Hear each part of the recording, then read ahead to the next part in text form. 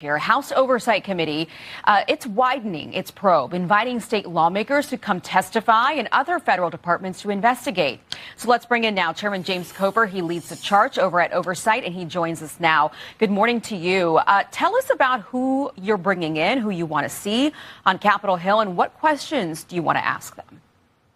Well, the most important people are the state whistleblowers, the state employees who put that tweet out that we all are familiar with a few weeks ago that alerted America to the massive fraud. These state employees also allege that they had warned both Governor Walz and Attorney General Ellison for years that this fraud was occurring, and yet nothing was taking place. So we're going to bring the state employees in. We're going to get their sworn testimony.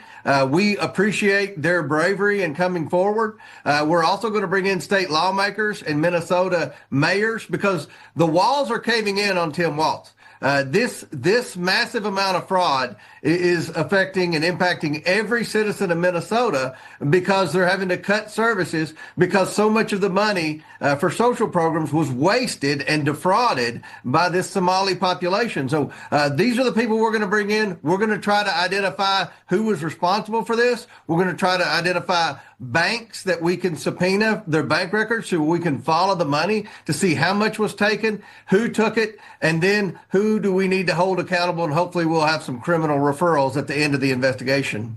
What is so fascinating about this, Chairman Comer, is how no one knew. Or did they know?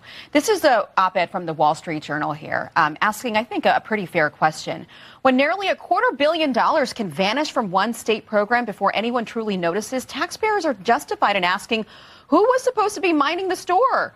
The uncomfortable answer is that no one elected by the people held that responsibility or held the mandate and clout to stop the scheme. You know, your whip, Tom Emmer, says there's no way that Governor Tim Walz didn't know or somebody in his administration didn't have an inkling that there was something going on. Do you agree with that? And how do you prove that?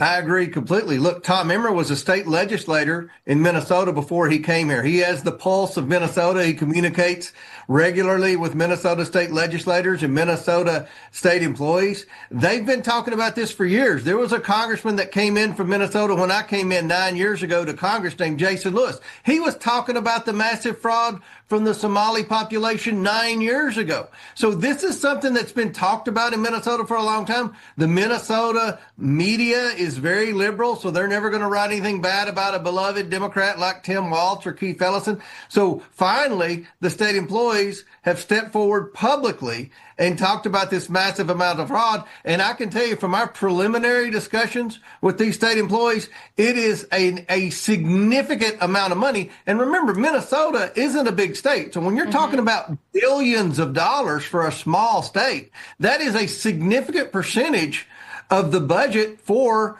welfare in that state. Should the government